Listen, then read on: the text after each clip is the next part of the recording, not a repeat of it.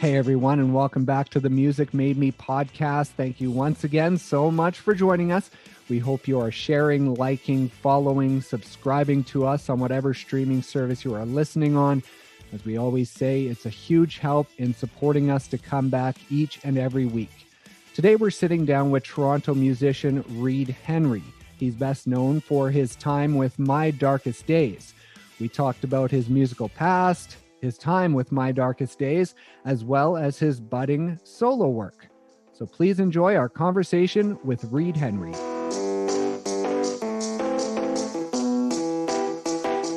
That's a nice setup you got back there. Yeah, thanks, man. It's I've been working in it all day doing takes. So I've got a whole bunch of content that I got to go through and edit now. But yeah, it's been a long day. Nice. So are you doing like a bulk of your recording at home? Is that where you do all your recording right now? Yeah, absolutely. I have a really pretty elaborate setup compared to what I've historically had. Like myself, I've never had like a real I would have killed to had a rig like this 10 years ago when I was just like coming up. So I've got a very I've got all I need. It's nothing special. I mean, you can always scale up, right? Like you see some of those like LA mixer dudes that have $1 million worth of studio gear, but I have everything I think I need to make really great sounding recordings and to kind of mess around and do some cool video stuff. Like I was thinking of doing live off the floor, like sort of album cuts, almost like White Stripes, kind of in the same vein as that, sort of like, sort of from the similar approach to the way they used to record it onto 2-inch tape, where it was a lot more danger because you couldn't screw up. Otherwise you'd be setting fire to a ton of money and everyone would be super bummed at you. Right. Like, so right. The pressure was a lot more than with digital recording. We can kind of just go, oh, well, it's just your time that you wasted, And so how has things changed, especially within your musical career with the recording side? Like when you started back in your early 20s to now, has there been a real progression in, you say, like going to tape to digital? Oh, gosh. Of course. Yeah. I mean, like when we were kids, like I was recording onto like, burning CDs and stuff. And at least when I was coming up, and learning really, really, early version of Pro Tools or whatever in the early 2000s, the recording software, all of it's come so far. It's pretty amazing. I feel like we live in the future for sure. There's so much. And not only that, but just like what that's done is it's created this sort of culture of creators, which I think is really cool. I'm excited by it. I think that good ideas sort of breed other good ideas, and you can't go wrong when there's a whole bunch of creative minds working. It's everyone's gonna the rising tide raises up all ships, I think. Yeah, and it feels like that is really the way it's going. Like, especially yourself, you're talking about that constant recording, and it feels like that's what's going on now. People are just pumping out their music. They're not necessarily worried about an album, unless it's, an artist who's really established, who sort of needs that for an album cycle. But for the most part, a lot of artists, it feels like, are pumping out the music. And then once they have enough, maybe they'll package it, but they just want to get it out there. I think those majors will turn. I think they're just like, it's like turning a boat, right? Like, I think that those major labels will turn, man. That's just like, I mean, Spotify's CEO has actually made a couple remarks on this. It's sort of like, you can't put it back in the bag. The digital streaming service and the way people consume music has changed. I don't listen to records. Yep. Even if one of my favorite artists dropped a record right now, I'm just like, I'm too busy. I think everybody's just got so much on their plate and the world is spinning so fast now. I don't know that people have, it's different than it was, because in the 60s when a record dropped and you were able to go to a store and pick up a record from your favorite band and take it home and play it, you didn't have 2 cell phones and like 3 jobs and this and that and the other thing. And it's like, it's not a bad thing, but it's definitely a different thing than back in the day. So I think as beautiful as the form of the record is, and I'm a fan in terms of the music industry, at least, where art meets commerce. Like, I just don't see that being, enough for like artists or rock musicians or whatever, or musicians for that matter, to make a living without capitalizing on that. And so the majors will turn. They're just like, it's like turning a boat. Right. they're slow at it. In 5 years, I don't think they'll be putting out records either. And with so much out there, how lucky do you feel as turning to a solo artist and putting out a couple of singles and actually getting ears onto them? Man, Is it's that a pretty good feeling? I'm extremely lucky, and I think that that it's definitely been a ton of work, and so I'm super grateful anytime somebody new finds the music I'm making, and you know, or and equally I'm super grateful when I'm a fan of someone who's a fan of the previous work I've done with My Darkest Days or Dead Set Society. It's like, oh hey, it's that dude, that's cool, and like digs the song or whatever. Like I think that's it's something special, especially with this. I mean, you know, I've never had so much on my shoulders in terms of the output of a project before, for which I'm grateful. I'm excited by the challenge, but it's definitely you know, something else. And you had a tweet earlier this year. Where is it? I want to get the words just right. I don't know why I wrote it down. Oh, there it is. To drop a new song every month. Yes, I know. So I I think I haven't already seen blew any that. new stuff. So I I think know. you have to drop two this month, and then That's maybe you can true. get back on track. I do have them though. They're just not. I'm just like such a perfectionist that like my goal is totally to do it. And I think if I can get 10 songs out a year, I'll be happy. I think that's probably a better, more realistic goal because I got about two or three that are like right close that I'm really excited about. One song in particular called "A Special Place in Hell" that's going to come out soon as I can get the artwork finished and get the song mixed and mastered and just get to the few final edits I got to tinker with. I won't bore you with technical terms, but in any event, to turn the corner on that song is going to be really great, and I think it's going to sound awesome. So So very excited. are you doing all the producing, mixing stuff yourself? I am. I do outsource some of the mixing, mastering. I have a lot of talented friends, and some of that stuff's just a little more technical than I'm used to. You know, a little further into the deep end than I'm used to swimming. If you follow. So yeah, I mean that sort of process I tend to. Plus, it's great to have a fresh set of ears and have a perspective. I do have a number of friends that I jump on the phone with and sort of co-write with as well. Oh, So okay. I mean, and some other people I just pass ideas back and forth with. But So on the production side, mhm. like a lot of the times you'd be in a studio with someone Yeah. doing the production. So when you're doing it on your own, like you say, you're a perfectionist.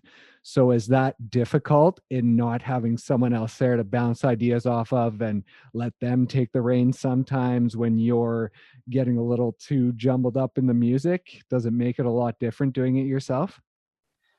It doesn't. It doesn't. I think in some ways, definitely there's a maybe less of a pressure to perform, like you're saying, because you're not dancing for anybody. You know, it's Right. just me up in here and I'm drinking some Timmy's and whatever. Right? You know, I'm not really. Yeah, there's. You know, I'm not trying to impress anybody. But that being said, like, I kind of just maybe it's my like modus operandi to just flail and move it, you know, at 10 out of 10 speed at everything to just throw myself through the wall and try and get it done. So I mean but there it's super valuable to have perspective and I know I'm not trying to like negate that there's I value having perspectives. There's a lot of value in just like um in having a clear vision as well. I've always valued that and tried to prioritize clarity in that regard to try to like be able to push forward in a meaningful way and to have like an idea that you want to like come to fruition and like you know Yeah. be fulfilled. Yeah. And you say that 10 out of 10 attitude, go to the wall. Have you always been like that? Even like you say, when you were younger in your basement recording music? Yeah, yeah. I mean, um, I think that it's been something that's a factor, and it's just this business is it's never easy, man. It's you just got to just keep rolling, and again, like I never really started playing music because I wanted to have a job in the music business or anything. I just like wanted to make music and have fun and write songs, and for me, it was kind of like music is therapy as well. Like writing songs was a way I kind of got through stuff and it helped um get out like anger and frustration that I think I maybe would have gotten out in like unhealthier ways if it wasn't Right. for rock and metal music. So I'm grateful for that. And so when did it begin for you? not just the playing and the writing, but just Yeah. the love of music? Oh man, I think that my whole life, I mean, I'm sure you had records you like loved listening to as a kid. I had some really like, I think that I wouldn't really consider them like obvious choices for like albums that shaped me as a person, but living out in the middle of nowhere, my mom would put on a couple best of records from like, you know, whatever artist, or if we'd be like going out somewhere, we had a Volvo with the cassette player, and we'd listen to like you know, the Beatles cassettes, and then at home listen to like um, David Bowie. So we always had fun. Music was just fun. I started kind of playing piano, but I never really took it seriously at all. I think I stopped playing music like 12 or 13. And then I must have been like 15 years old or 16 years old when I just like, my parents got divorced, and I had sort of like fallen fallen from the beaten path and fallen into you know, a rough crowd in school and stuff. And a friend of mine had an acoustic guitar, and I just kind of like would hang out and play guitar. Spent a lot of time just writing songs and listening to punk rock and listening to you know, metal bands and learning guitar riffs. I ended up joining a couple of metal bands and played in really heavy bands at like 16 years old. At 17, 18, I decided I wanted to definitely play music. My parents thought I was crazy. I wasn't getting on with them. No, it wasn't seeing eye to eye. And so I left home at like 18. Just spent a ton of time playing music, and moved to Toronto from the small town that I was living in, Yeah, where a was couple that? hours away. Where And it did you happened, where did you I live was when you were young? Collingwood at the time. Oh, Barrie. Yeah, Barrie, Oh, Ontario. okay. And just like various places around Simcoe County, which is like an hour or two north of Toronto. Right. And so after just not really feeling it anymore, and not wanting to continue living with my parents, I had an opportunity to move into a rehearsal space downtown Toronto with two friends of mine who wanted to start a punk band. And I was like, okay, cool, let's do it. And we moved out. I had like $500, and we moved into a room next to a really already kind of established band in the scene, My Darkest Days, and Okay. met those guys. So that's how that kind of links up then.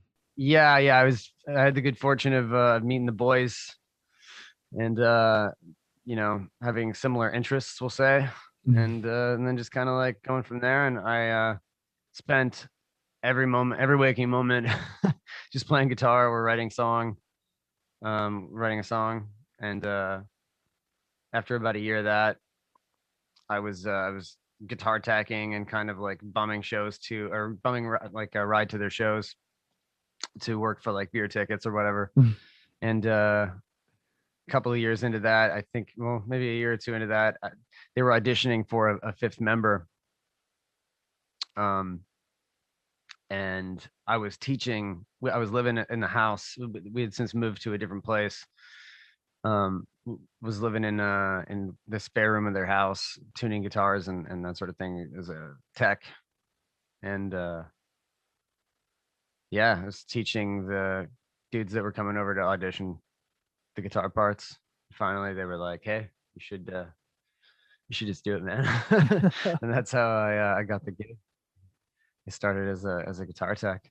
Right. So before we go into that, I just want to go back a bit, and you talk about these different periods that you've had in your life where it's been different music and the music has had different meaning.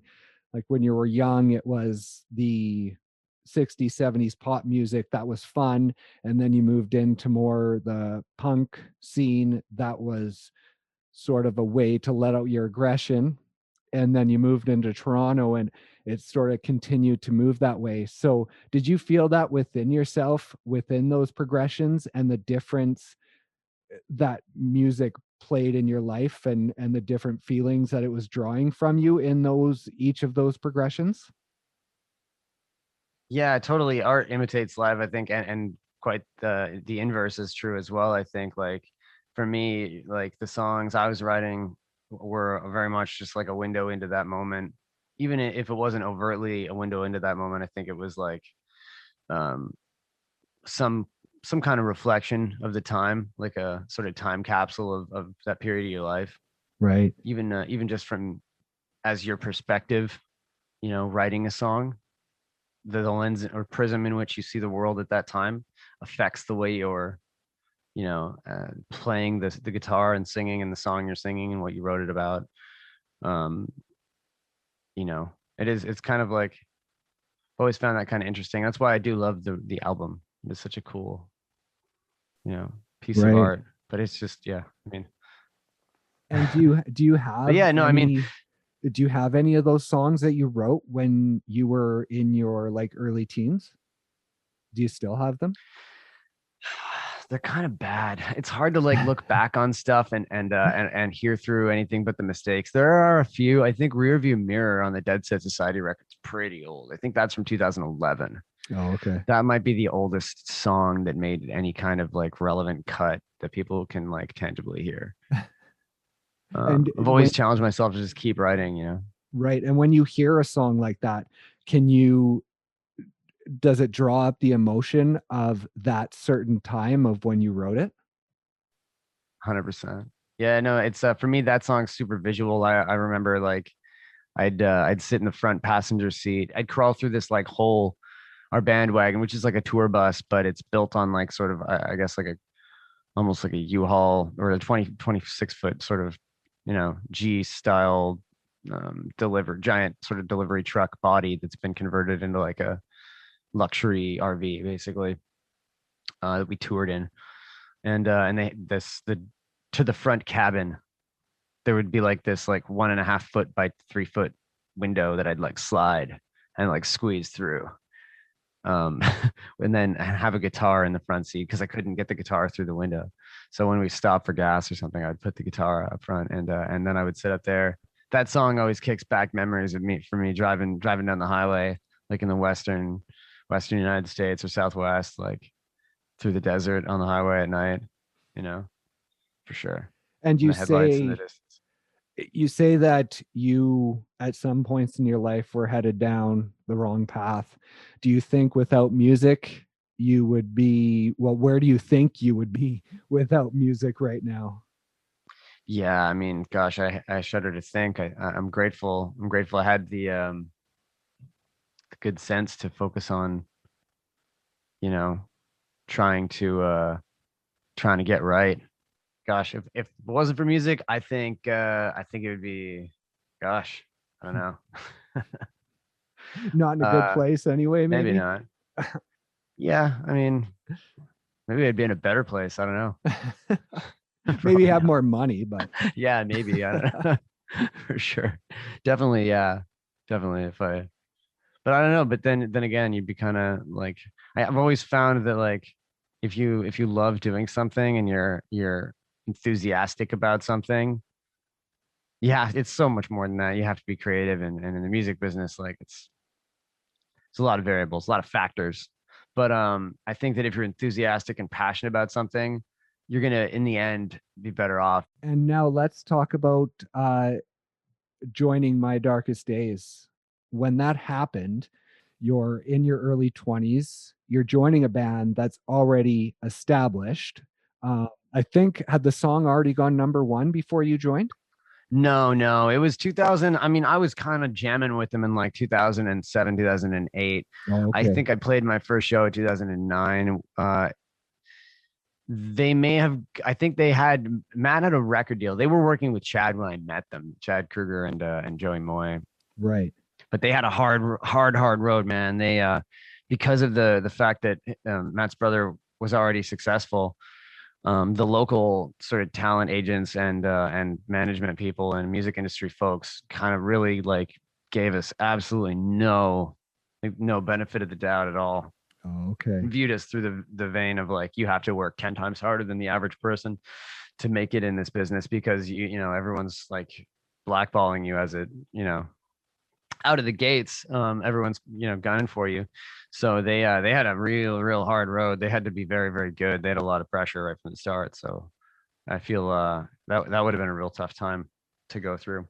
Yeah. So what was it like for you being able to join when they've already gone through that?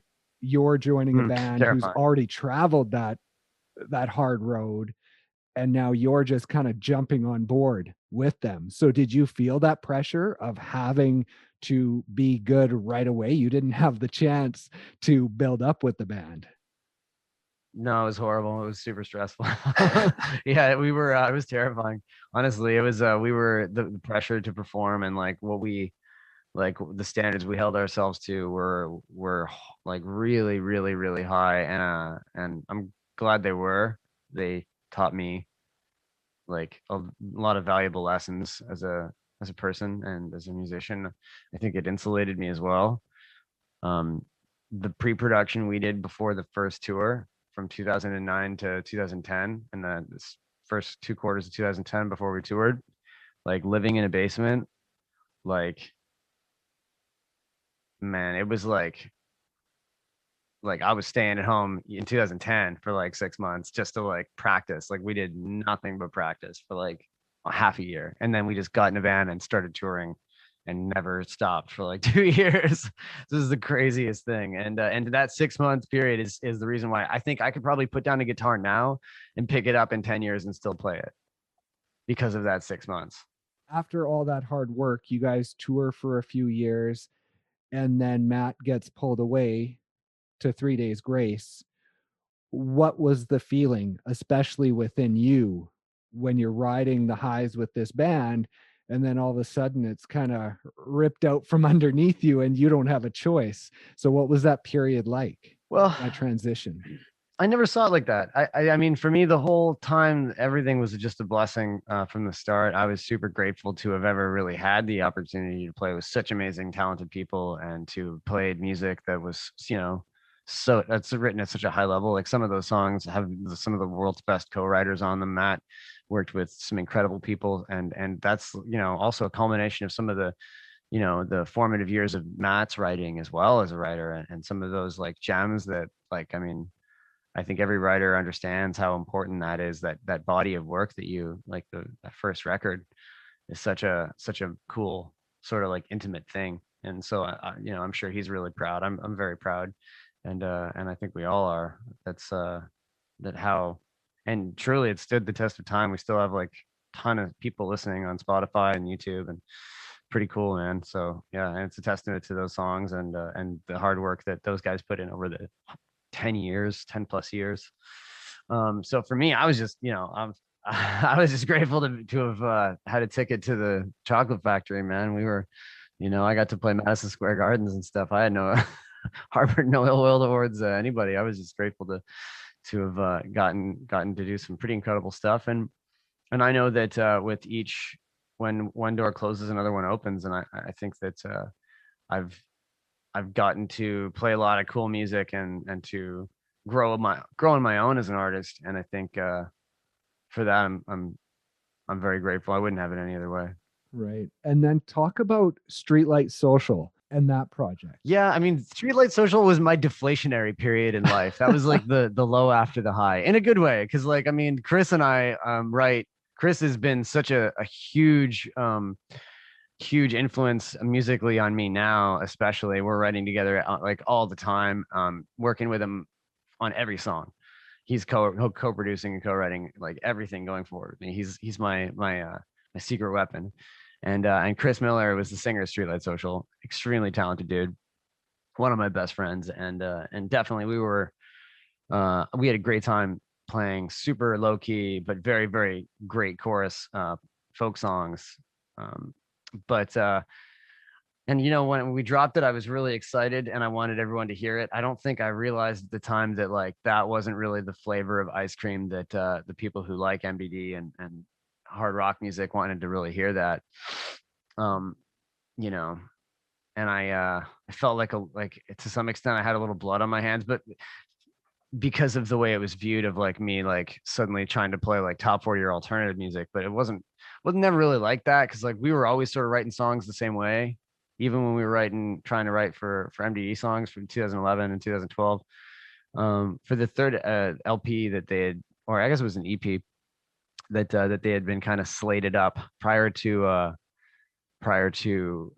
Matt getting the opportunity to play with 3 Days Grace, we had this sort of rough sketch idea of what the record was going to be. And Chris and I had a few songs that were sort of on the short list to be on that. So, And now moving into your solo career, what is that feeling like after having played in bands basically your entire life? What does it mean to switch over to the solo side, and especially right in this time be so isolated while you're doing it? I mean, for me, honestly, dude, like it's not any different. It's not different at all. Like I've always kind of just I like does not play well with others. Like I tried to write some stuff. I've written some stuff that's been cool with Matt. I write with Chris for sure. Well, but a lot of times like I find that I like yeah, I mean really it's no different because like I mean really working with Chris is like I do like working on my own as well. I spend a lot of time editing and mixing and stuff on my own and going back and forth with Chris to get his opinion on stuff. Um, yeah, I mean, and to that effect, it hasn't changed a ton. My commute's shorter. I mean, it's different in one sense because like, you know, it's a little less linear. It's less like there's less of a we're gonna make this sound really great. We're gonna dump a bunch of money into ads and then we're gonna get in the truck and go and play 20 shows or 60 shows or whatever and start trying to pull on somebody's sleeve enough to get, you know, some cool opening slot on a tour and try and get some exposure and connect with people who like what we do. But I don't feel isolated in the sense because I've made a team. I've got a great team of people who I believe in and who believe in this music. And without that, I don't think I wouldn't be as confident as I am.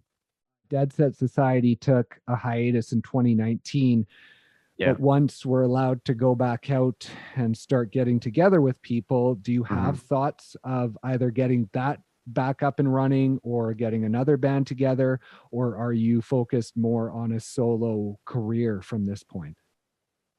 Well, I mean, I don't really, I don't, I try not to view it as a solo career per se. I guess that's what it is. I just like view it as like no different than anything else. It's just like was gonna save me a bunch of legwork, and I'd be able to reach a larger audience of people faster by just putting music out under my own name.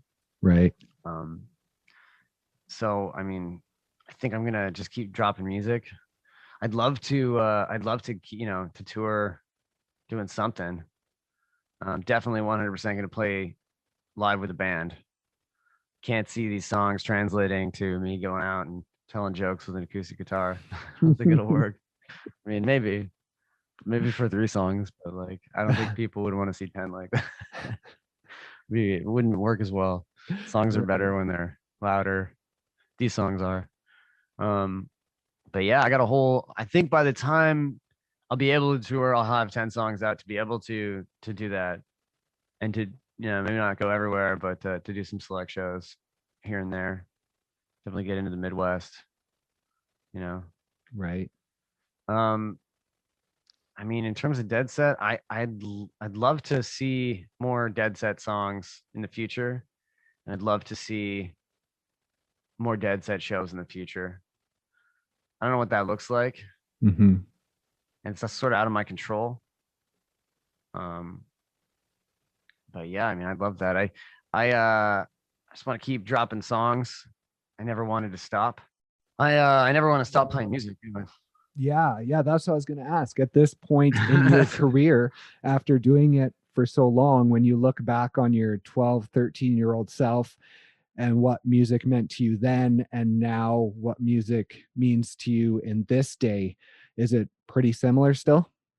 No, it's completely different. Is it? Yeah, it's I've been completely like jumped through the sausage maker of the music industry too many times. There's like my spirit was much more robust. I don't know. Yeah, there was still more light in my eyes. Right. No, I mean, I think my opinion on the music business has changed. I'm smarter and savvier now. I feel like, thankfully. Thankfully, I haven't regressed in that way. Maybe in some ways, but I think most ways I haven't. I think in most ways I've grown, and I view the world through a lens that's far clearer now, and for that I'm very grateful. Right. I think that it's changed in a good way. It's more pragmatic and realistic. But it's also like back then it was much more.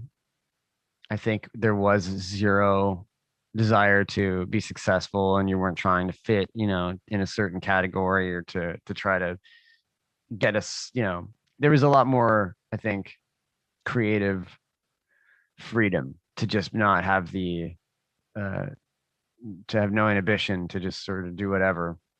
Whereas now there's a far more there's a tangible goal when I sit down to make music. Everything it's kind of like you know but it's not a bad thing because it's like it's kind of good, right? Like, I mean, for me to reach lots of people and to do something that's objectively good is hard.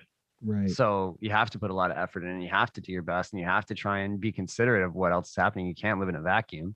And you can, but like it's better, to try to do things to conduct yourself in a manner that, you want to personally, like I want to do stuff that's great, and I want to be I want to be great. I want to constantly raise the bar and to challenge myself. And I'm not anywhere close to where I want to be as an artist or as a singer. But I have the drive to continue, and hopefully as long as I can, I'll keep raising the bar. Honestly, tapping into that, the way you saw the world as a young person, not really wanting to be a millionaire or whatever, not trying to constantly like grow and be successful, although there's nothing wrong with wanting that. Of course I want that, but it's important to get back to that rawness and the realness sometimes, and not forget about that, because I think that it informs some of the best music made out there was just honest output, honest creative output. And if you don't want to like, sully that with poor intentions. Awesome. Well, you know what? Thank you so much for joining us. Time has flown by. Yeah, man. It's crazy. Thank you so much. Yeah, I'm gonna make dinner. Yeah, I guess so. Hey, I have to make lunch. There you go. Yeah, so thank you so much. And my pleasure. We will hold you to the one song a month. You don't have to put out one song a month, but by the end of the year, we want you say you have 10, but if you can squeak 2 more out of that and get 12, then we'd appreciate it. So.